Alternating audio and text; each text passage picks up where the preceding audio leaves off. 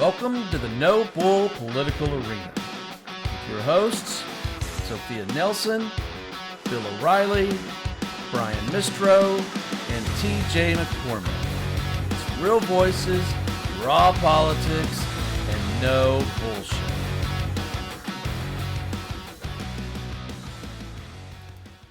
Hi, everybody, and welcome to a special session of the No Bull Political Arena. I'm here with TJ McCormick and Sophia Nelson. We appreciate you joining us. Of course, I'm Brian MISTROT. We weren't originally going to do anything today, Sophia. And then after listening to what I'll call an address to the nation last night by Donald Trump, I think we needed to get on and chat about that. What struck you the most? Because I'm going to tell you, I was sitting there fixing supper. I can only take so much MAGA, and then I just start tuning out. Well, I had to stop cooking supper and looking over there and listening to this and going, what in the hell is he talking about? Where is this coming from? It was lie after lie after lie. What struck you? Well, you're right about what you said. Of course, not telling the truth, however, is nothing new. That's number one. And it's also very intentional that not only does he get on as president of the United States and do it, meaning not tell the truth, the specter of the Oval Office, the flag of the president behind him, the White House, but then his people go on the morning shows the next day and double down on every lie. Oh, and so as I look at that in context, the address that was not an address at all, he did a lot of yelling, seemed very angry. It was like he was forcing people to listen to what he was saying and not what they're experiencing and living. And you and I both know that doesn't work because people go by what they not only feel every day, but when they're sitting at the table, particularly as we approach Christmas next week, and a lot of government workers just probably are getting that first full round of paychecks from the 60 days of the government shutdown. Yeah. Mm-hmm. The healthcare premiums. I know I got my new bill. Wow. That's all I can say. Mm-hmm. And I wouldn't have had much of a subsidy, but everything in the marketplace, as you know, that's the whole point, to lower the cost. That's right. So I have it through my business, and it's going up, I would say, about the premium doubled. So I think that when you put all that into context, and then the tweet about Rob Reiner's tragic death, and you take that and add on what happened just hours ago with the announcement about the Trump Kennedy Center. Mm-hmm. I'm going somewhere with this. You see a president and an administration, and oh, by the way, I forgot to mention SUSIE Wiles' Vanity Fair, 11 days worth of interviews, apparently, right? You add all that up, and this is exactly what we got in term one, only the difference is you don't have Kelly there. You don't have grown-ups around to stop him. SUSIE Wiles was supposed to be the grown-up in the room. The fact that they let him give that speech last night tells me nobody's paying attention other than Stephen Miller and whoever else he has around him that lights the match and says, go. Right. Just burn it all down. Just lie. Do whatever. They double down. So I think, I'll be honest with you. I'll be direct because I always am. Trump is no longer the problem. We are. And I can't say that loudly enough and more firmly, in that you have to ask yourself a question. What has happened to the United States of America that you and I grew up in? And we're not old. What happened to this country? Because Ronald Reagan never conducted himself like this. George H.W. Bush never conducted himself like this. Even Bill Clinton, who got himself into some trouble over not controlling his personal behavior, never conducted himself like this. Even when he was being impeached, even after it was over, he went to the Rose Garden, as you will recall, and said, this is on me. I did this. I deserved what I got. And, we've never seen a president act like this. The closest thing that you could ever suggest was even in this remote type of space would be Watergate, and Nixon looks like some type of choir boy compared to what's going on. Yeah, no. The difference is, and the reason I raised Nixon, back to your original point about what I thought, I don't think much about anything Donald Trump says. This is all a joke. We're a joke. We're a joke in front of the world. We're a joke. Everybody thinks we're ridiculous.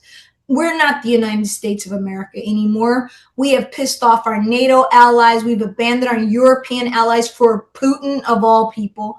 This tariff mess is a mess indeed. And the lies that he tells that it's a good thing when we know that the farmers have lost everything they have and they need a bailout now. And we know that these tariffs have driven up everything from what you're paying for a new car to, your pasta, to your coffee, to your groceries, particularly again around the holiday season. So, I think that the problem is us, and the problem is the American people have allowed themselves, since the day that the tape came out about grab them by the you-know-what, and America elected somebody like that. And 100%. It's only gone downhill from there. And I say that something has gone amiss with us, because this would never have happened, like I said, at any time, at any place in our history. We've had some bad presidents, there's no doubt. But with the exception of Andrew Johnson, who was impeached, after Lincoln gets assassinated, and, you can go through a couple who were just probably not very bright, but they had one term and they were kind of harmless. This guy here, tearing down the East Wing, renaming the Kennedy Center after himself, naming the Institute of Peace after himself. FIFA pouring gasoline again on the fire, giving him some type of peace award. Everybody is kissing Donald Trump's ass. And the biggest ass kissers are the United States Congress. Absolutely. And they are the reason things are out of control, because Trump has no check. The founding fathers right now are turning over in their graves because they cannot believe that the Article 1 branch has completely capitulated and is complicit. The Article 3 branch, the judiciary, some of the lower courts have tried to check him, but the Supreme Court just undoes it. So we've got a cabal of right wing's not even the right word, I don't think. I don't know what these people are, but what I know is they want to create a society and a world that really mirrors. Did you ever see the movie Mad Men? Right, right. You talk about a movie, 1950s world, all white, all male, all the power, all the time, can cheat, can do what they want. They run the world. They're the kings of the world. And there are no people of color. They don't exist. White women don't exist. And so this is what Donald Trump and his ilk are trying to take America back to. And it's not something I'm making up. You can see it plain on its face. And so I think the problem is us, because for whatever reason, 77 million of us decided that this was worth doing again after January 6th. After January 6th. We're the problem. And Trump is just the Pied Piper leading people over the cliff, man. He and his family are going to be so rich. They're already really rich in the first year. I mean, worth billions now. Coins and getting deals. Don Jr. just got some Pentagon. I just read that they've made $6 to $8 billion just since January. Yeah, I saw that the young man Barron is worth 150 million in his own right because of the crypto stuff, and will make a lot more. Melania got a deal with Amazon. Talk about a conflict of interest. You run the Washington Post, Jeff Bezos, and you're the publisher. And Melania gets an Amazon series with a $50 million advance. Yeah. Nobody's going to watch that shit. No. $50 million? Really? You got to be heavy into the Kool-Aid to watch that. Yeah, and so I keep going back to something is wrong with us, because this man is off. He's not sane. He's a megalomaniac. He loves himself. He's destroying this country in ways that it's going to take us a really long time to fix it. if we're able to fix it. So I want to circle back to a couple of things because I want to make sure that the people that are watching this are familiar with it. And if you'll look up, we've got the post that Donald Trump put up, so you can read it for yourself, to where he's effectively saying that, oh, it was because of Trump derangement syndrome that he and his wife, had got murdered. Right. Again, you can look at this, and we'll leave it up for a minute so everybody can take a peek at it. But I have to tell you something. I've been following Donald Trump, unfortunately, since 2015. And for the first time ever, I have actually seen MAGA Republicans coming out and saying, I can't believe he did that. That is terrible. That is some of the worst. I can't believe that he did that. And so I'm not saying that there's been a break, but for something like that, it sounded just like January 6th. I can't believe he did that, right? And so I'm hopeful that some sunshine and some truth will start coming through to some of these people and reality starts setting in.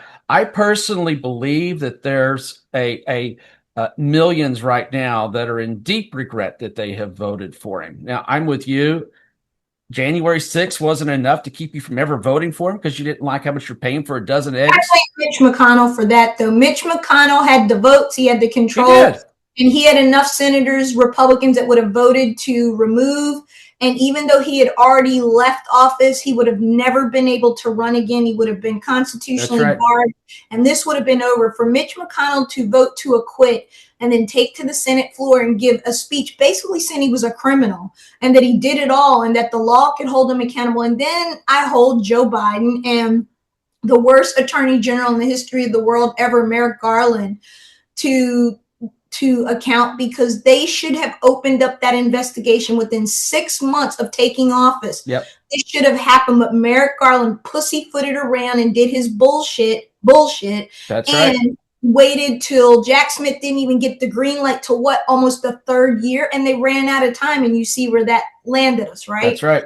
And so again, don't take our word for it, people watching. Go read Susie Wiles' interview. With Vanity Fair. Wow. Yeah, I mean, that's right. And so people don't know, there was a Susie Wiles, who's Donald Trump's chief of staff, did an interview. Let me rephrase this. Interviews. I think there was 11. Isn't that correct, Sophia? Yes. 11 interviews, and she was talking about how I can't remember all of them, but Musk was a ketamine. Is that how you say it? I remember ketamine, addict. And, Donald Trump has the personality of an alcoholic, and it was just one after the other after the other. And I'll tell you something else that was reported today, and I don't know if you saw it, Sophia, but apparently when Trump was done with his address last night, he was overheard talking to someone else. I'm assuming it was a reporter, but he said, "Why did you do this?" And he said, "Well, because I was told to do it, by his chief of staff, the same one that's trying to change the entire narrative off of this, okay, and trying to get this Vanity Fair interview off of her." So my immediate thought was, okay, you're doing it because she told you to. Wait a second, who's running the White House? Okay, I mean, is he so removed from policy or doing anything thoughtful that he's not even doing? He's just doing what somebody else tells him. I mean, that's crazy. I think again we got to go back to what is wrong with us, and I mean that sincerely, because you do have to go back to Watergate for a baseline. And when Richard Nixon, when it was apparent that Nixon had participated in the cover-up, if not ordered the break-in, the Republicans had a choice. You can look at a young Dick Cohen in the House of Representatives and others, and you can look at George Herbert Walker Bush, Bob Dole, and Howard Baker all walking down to 1600 Pennsylvania Avenue and saying, "Let me tell you what, you can resign or we can throw you out, because we will throw you out. We will not do this." And the Republicans paid a price. They said they would impeach him. They had the votes. They would impeach him. So he'd either resign or get impeached. They lost a majority for what, 2-3 decades almost in the House. And it wasn't until 1994 that the Republicans even had a heartbeat in terms of some power in Washington in the legislative branch. The Senate had swung back and forth a little, but never the House. And my point in bringing that up, my fellow Americans, is that the founding fathers never thought something like this could happen here because they put in a system of checks and balances. And they knew that a rogue guy would someday be president. That's inevitable. They expected it.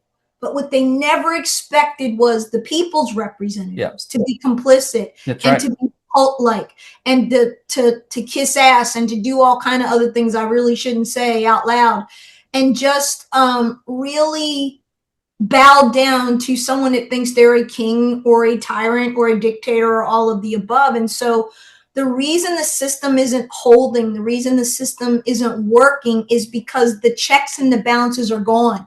The Supreme Court has empowered the executive in a way that John Jay right now is up in heaven, again, pacing. He doesn't believe he was our first Supreme Court Chief Justice, by the way.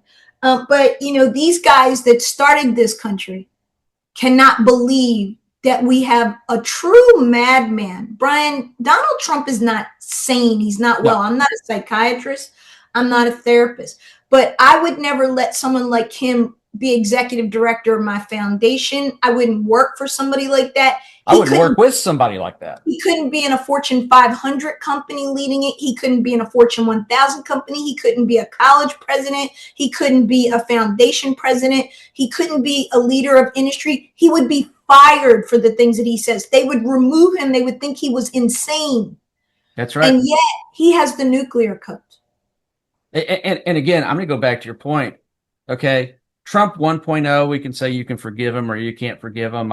You can mark me safe from ever having voted for him. Never once. Okay. Mm-hmm. So he's actually the reason that I got into politics.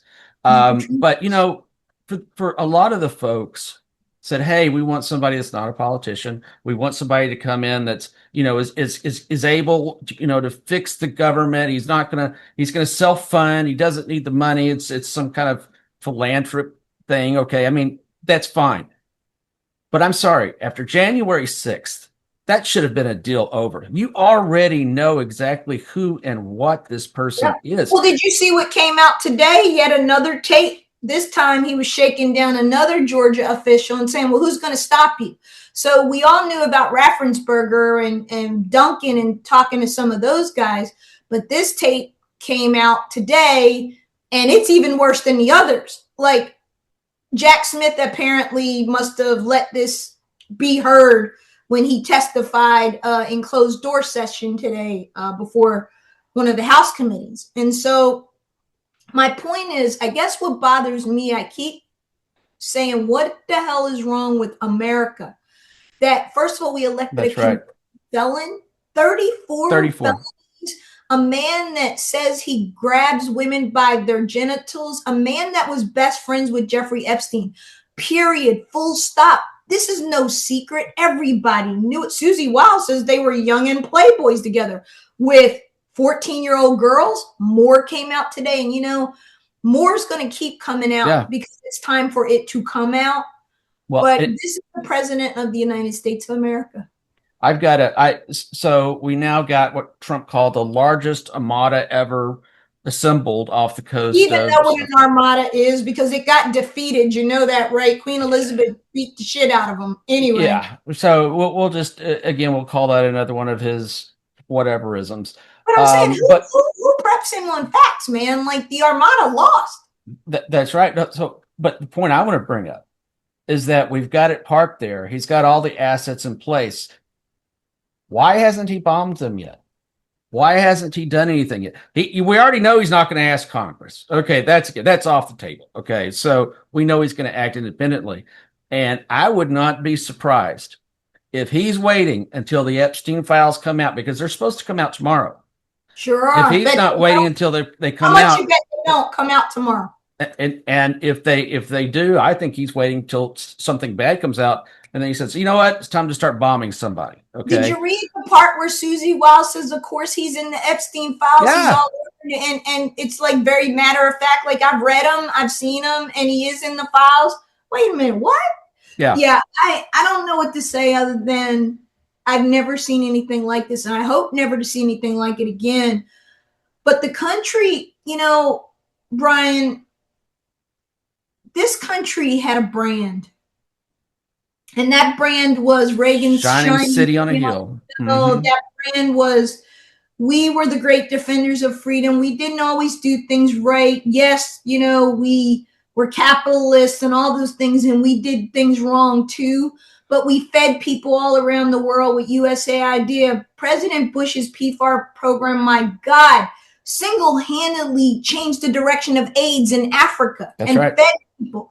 They let food rot. Who the fuck lets food rot and not feed babies? And babies died and people died. And the news doesn't cover it. Our journalists have just become, give me a book deal and I'll hold what I got. Brian, something is broken in America. Something's deeply broken. It is. And I'm going to add to that, because the USAID is probably one of the greatest and smartest things that we ever did. What was USAID? That's what we're going out there. We're getting involved in third world countries or places that may need some help. Okay. And we're putting what's called soft power. Okay. It's soft power. People see this as coming from the United States. They see us as leaders. You're making inroads with their politicians and their people. Okay. So when you take that soft power away and you take that soft power away and something happens there, you're no longer able to have that same level of influence. The only other influence you got after that is military. Okay. Yep. And it was just dumb. We've ceded that to China. Okay. We've given that to China.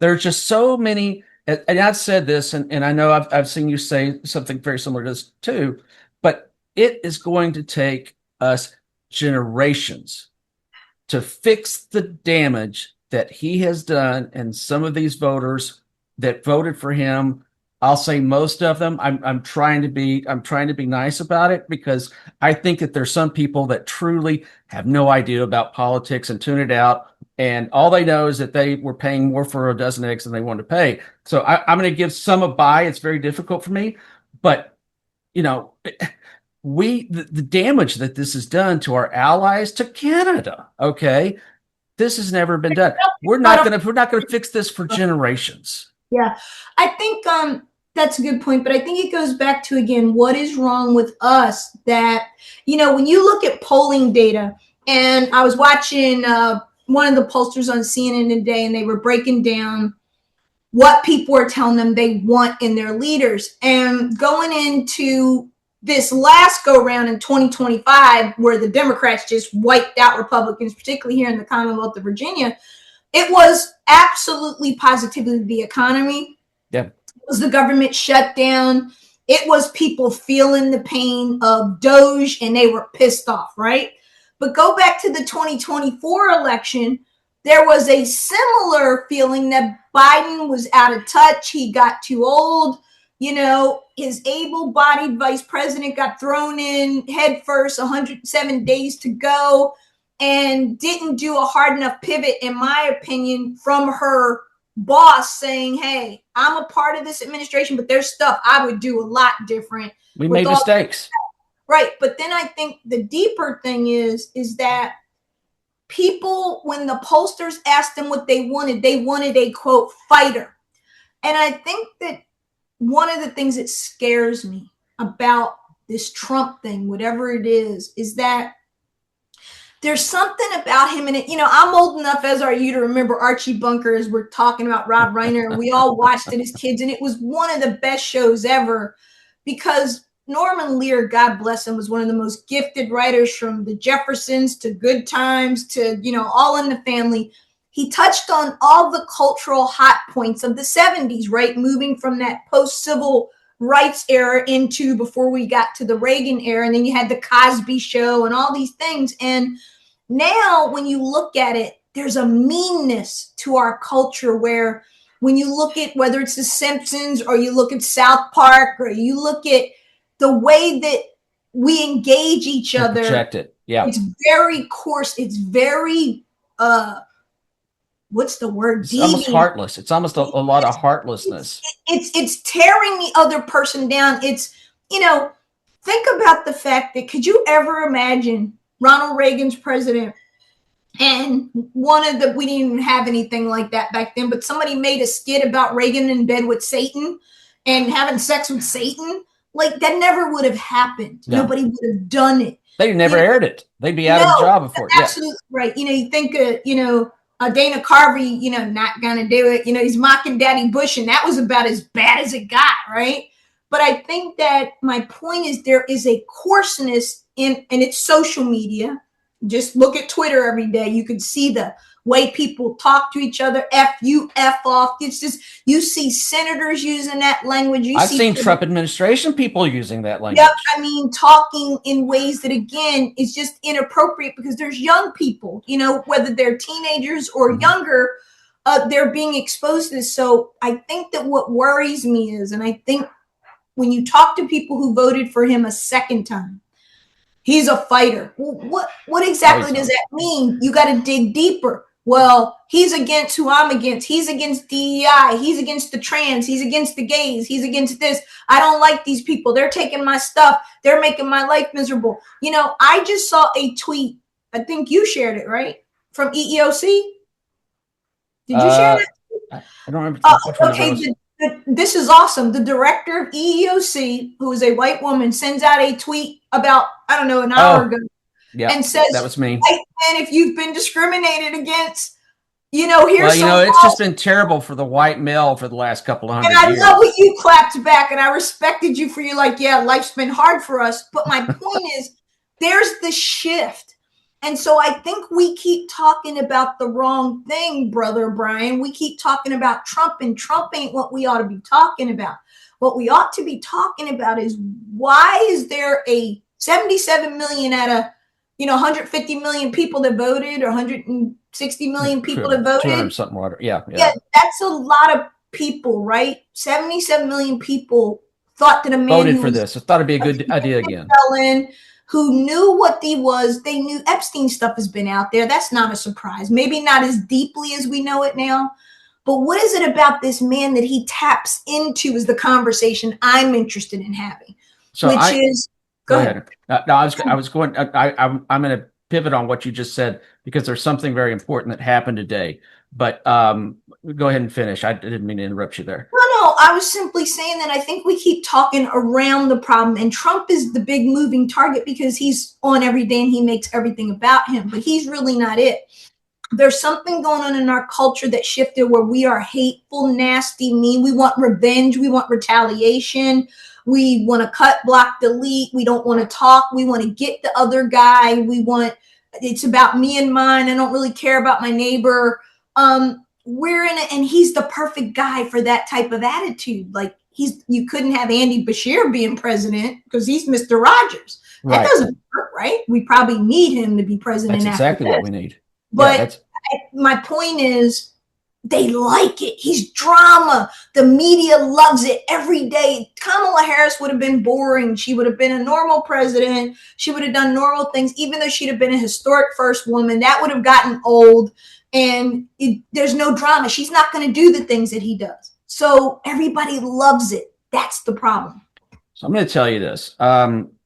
So I have long had, and I've said this, and it makes a lot of Democrats very unhappy when I say this. But one of the reasons that we have Donald Trump isn't because of Republicans and Republicans voting for him.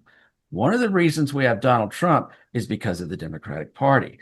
And it's a mess. Now, it's not an all-out dumpster fire like the Republican Party, but they have problems. We would not have a Donald Trump if it was not for these issues in the Democratic Party. So let me just tell you exactly where this is going to go. So after their historic loss this last year, the DNC put together a multi-million-dollar self-examination. Why did we just lose this? Okay.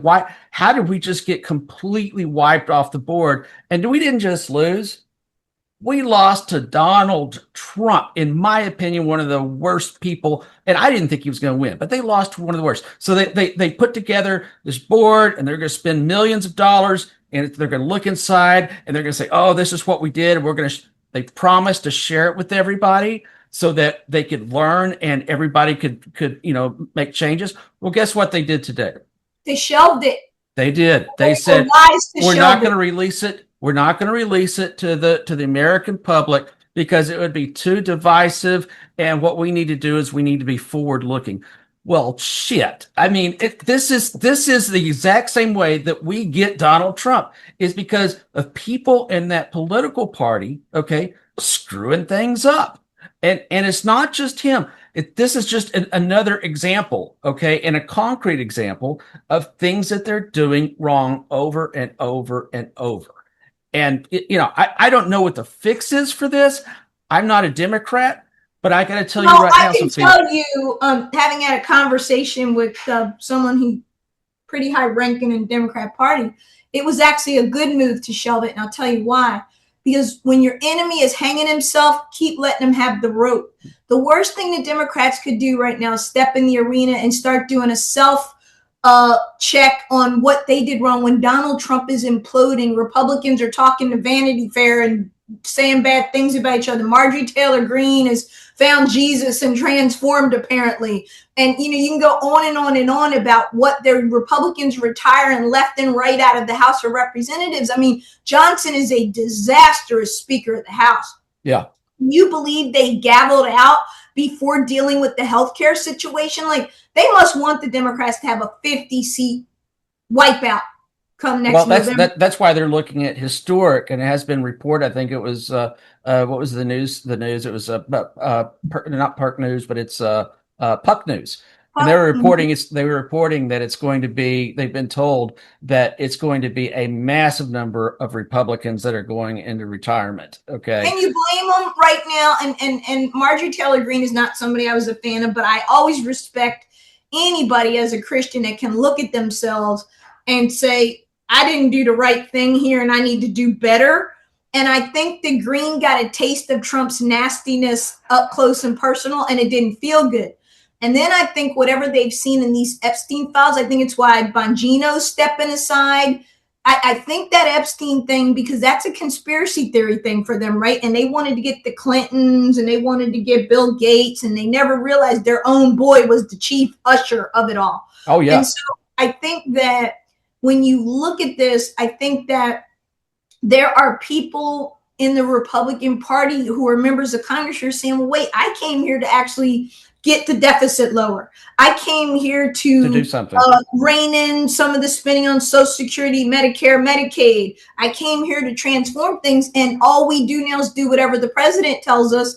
Or if the president doesn't want to do something, we don't do it. The speaker doesn't let us vote. The speaker doesn't let us have bills. We don't offer amendments. It's, why would you work there? You're not doing any work. Hey, and you know what? I agree with you on Johnson. And I'll tell you something. If you want to see competent leadership, and I wasn't a big fan of a lot of her beliefs, Nancy Pelosi should go down as one of the greatest leaders of the House. Nancy Mace said that, right? Nancy Mace, all of them. Yeah, I mean, just amazing. There's a couple of things I want to touch on just so that our viewers know. So Dan Bongino announced today, he's the number 2 in the FBI. He's another conspiracy theorist, far-right person that they just slid in there. So he announced today that he's going to leave. I think he said it was going to be January, but the rumor's been going around that he'll leave before January. He's done tomorrow. Effectively, his last day at his office. I guess January 5th would be the day when they all come back. So that has happened. A little bit earlier, Sophia had mentioned what's going on with the Kennedy Center. And I think it's really important that we point this out because for our viewers that don't know about this, let me explain to you what just happened. So the Kennedy Center had a board that had been controlling it. Well, Donald Trump came in and basically fired the entire board. He got rid of them, either made their life so miserable that they leave or whatever. And so Donald Trump then comes in and he puts in all of his own people, all of his own lackeys. Well, guess what? That board just miraculously names him to be their chairman and to lead the board. And then today, as was announced by the White House, they are now changing the name of the Kennedy Center to the Trump Kennedy Center. It was, according to what we've read, and I'm showing you the tweet right here, it was not announced. It was not, this was something that came completely out of the blue. They said it was unanimous. It was not. But these are the types of things when you have somebody like Donald Trump that's in there doing these types of, they're going to have visible effects on our country. Now, does him changing the name of the Kennedy Center to the Trump Kennedy Center, is that going to affect anybody's life? No. But let's talk about something else he did real quick, because this is unlawful, though. It was done by they can't do it. That's right. Yeah, I mean, but they do what they want to do, and they just ignore the law. That's the problem. And so when you have somebody, when you have something, this stuff that's happening like this, I'm going to give you another thing, because this one really hit me last night. Last night he said that we are doing a Warriors dividend, and we're giving all of our members in the military $1,776 that's going to come from the tariff money. That's a lie. Yes, they're sending out the $1,776.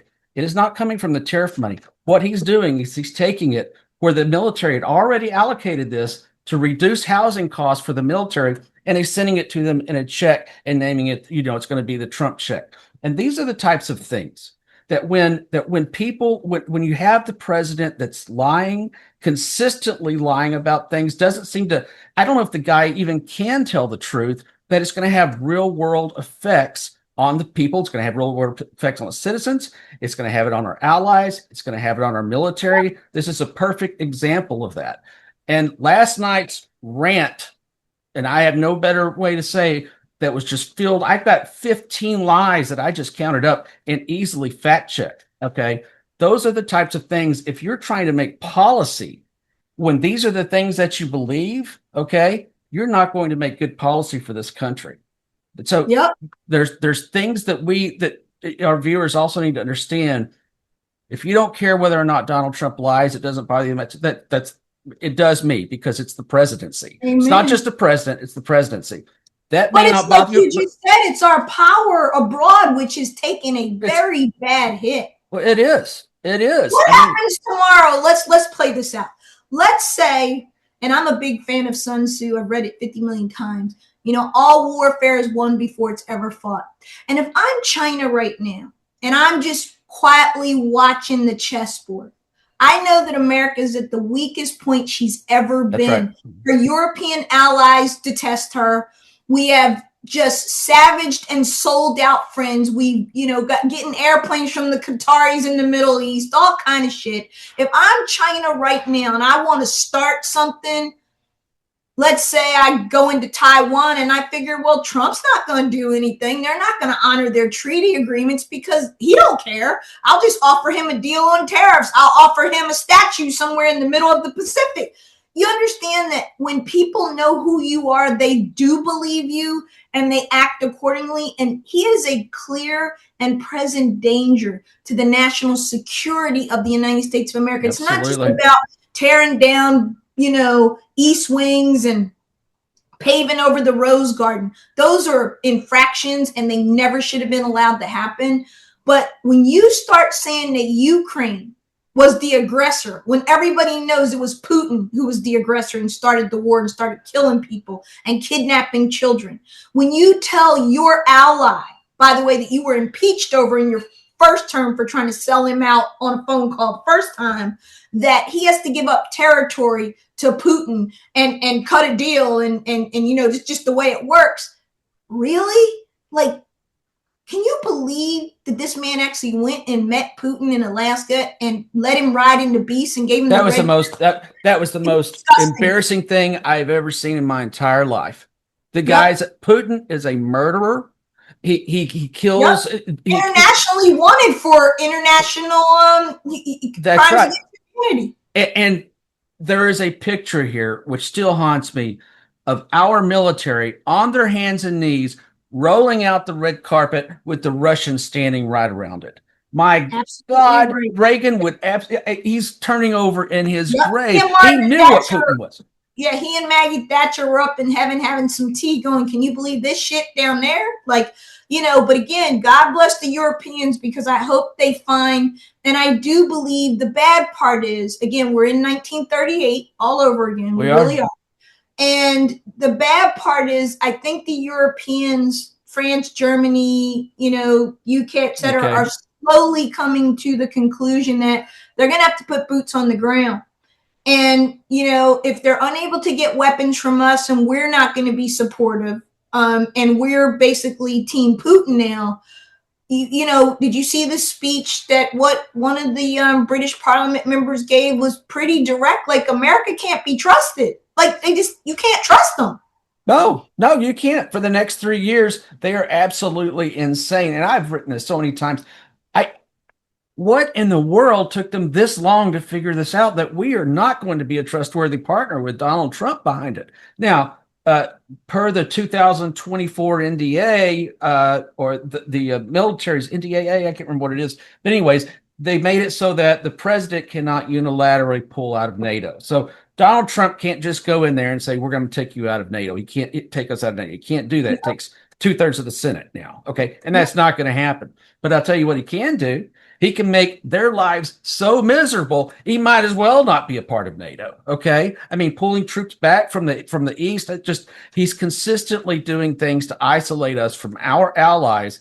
And I don't understand for the life of me how it took this long for them to finally figure out, well, maybe we need to start building back up our military a little bit. Maybe we need to start hiring some infantry. I just saw a thing, I think it was yesterday, that it was something like 25% of Germans, the German youth, said that if their country was invaded, they would not take up arms to defend it. They would not be part of the military. There it is. So that they have got, and it was not Donald Trump that figured this out, folks. Okay.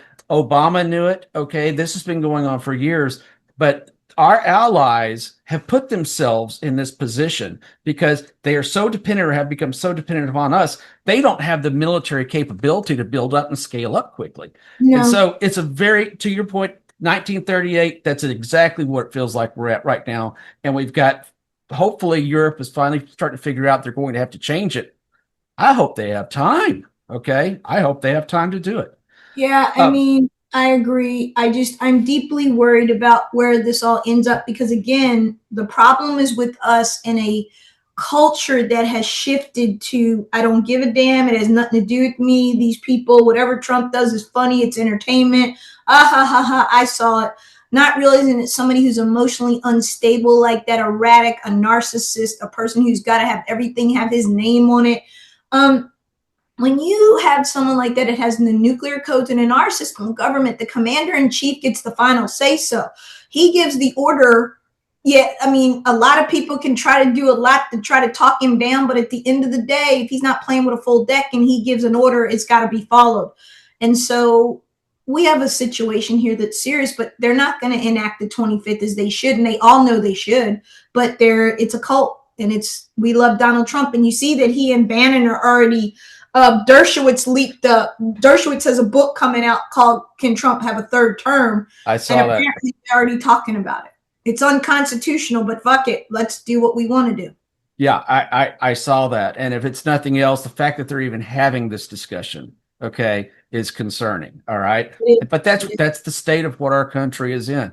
And I'm going to tell you something. In my opinion, I think one of the reasons too that we become the way that we are is because of social media. Okay, because there's people on Twitter that say things to me, and I know to you, they would never say that to our face. Okay, and so they're keyboard warriors, but it has created a sense of isolationism. So when we regress into our phones, we regress into our social media, and we've lost a lot of the contact and the persons and in dealing with people. I mean, we're seeing it right now in our youth that so many of the young they're not dating. Okay. I don't think people are getting married anymore. I think the average is like 29 or 31 or something like that. Yep. And so the world is changing and not for the better. But what we've got to do is, I don't want to leave this country in this kind of shape to my kids, and we got to fix this shit. And that's why we're going to keep talking about this. That's why we're going to keep putting the facts down. And the FCC doesn't control us, folks. We are going to make a dent in this. If you keep listening to us, you may not like everything we say, but we're not going to lie about it. Well, I really think that the future is independent media. All of the mainstream media, corporate media, have lost their credibility. I mean, anytime you've got Ellison talking about he's going to buy CNN because Trump wants the anchors fired and he doesn't like the programming. Do I live in Nazi goddamn Germany, or do I live in the United States of America? I'm confused on most days, okay? Because we don't do that here. No. We don't censor here. We do believe in free speech, even when we don't like the speech. You That's know, right. That's the country that I grew up in, and that's the country that I want to see my great nieces and nephews and their children have long after I no longer walk this earth. And so it is a crime that the great United States has put a criminal in charge and not been wise enough to understand that if you put a criminal in charge of something, you're going to get crime and you're going to get bad behavior. I mean, no one gives herself a $200 million sole source government contract to a company that she's got a majority stake in. They are violating every GSA law, every emoluments clause. These people are rogue. I've never seen anything like it. They do what they want and they don't give a damn what the law says. It's stunning. And you could blame SCOTUS for part of that, because Yep, as far as Donald Trump is concerned, there's nothing he can do that is illegal. Anything he says or wants to do, there's nothing he can do that's illegal. And so they made that bed. Well, appreciate you getting on. Brian, I'm going to bed. Yes, ma'am. Thank you. Thank you for hopping on. Thank you, everybody, for joining us. We will be back to you with a lot more programming starting in January. We are planning to go full-time and regular programming coming in January. Until then, wish everybody a Merry Christmas and a Happy New Year. And again, thank you for watching. Happy holidays, everybody. See you, my friend. Bye-bye. The No Bull Political Arena is on all major social media platforms. Make sure to give us and your host a follow. Hey everybody, this is Sophia Nelson. Follow me at I am Sophia Nelson on every one of my social media platforms. I'm Bill O'Reilly, and you can reach me at Twitter at WFBOR. Hey, this is TJ. Follow me on X or Twitter at TJ McCormack. This is Brian Mistro, and you can follow me on X at Brian_Mistro, or follow along on Facebook at Brian.Mistro. A No Bull Media Group member.